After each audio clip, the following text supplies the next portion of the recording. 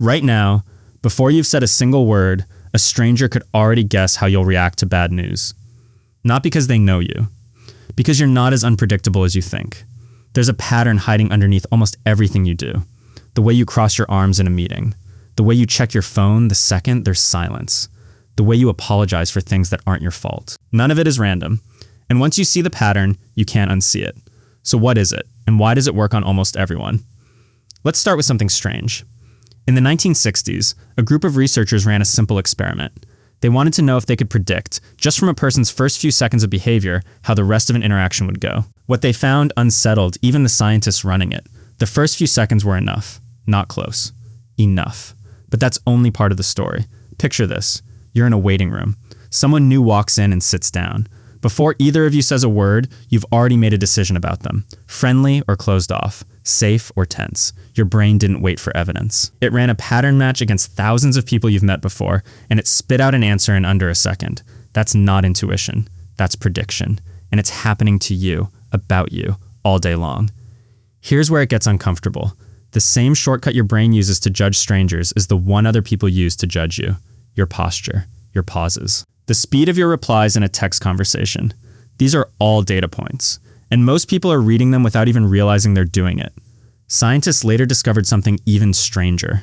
It's not just your body language that gives you away, it's your habits. Think about your last argument with someone close to you. Chances are, you didn't invent a brand new way to handle conflict in that moment.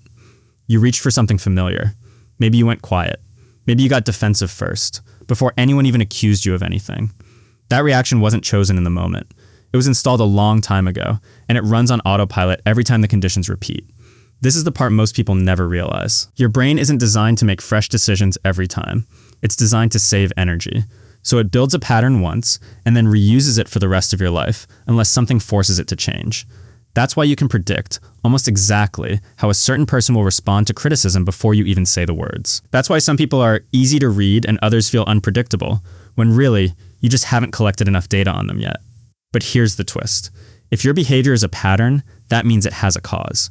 And causes can be found. The habits that feel like just who you are usually trace back to something specific.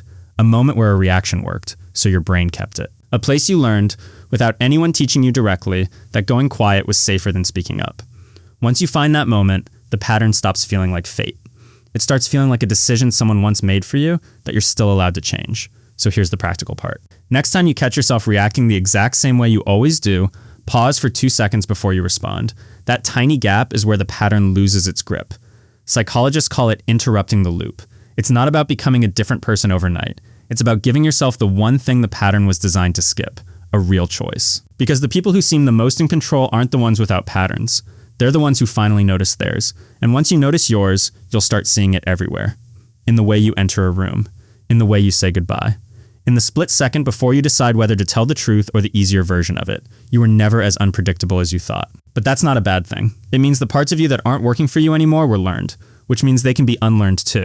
If you found this helpful, hit the subscribe button so you don't miss every week's video. And if you want to keep learning right now, click the video right here on the screen. See you there.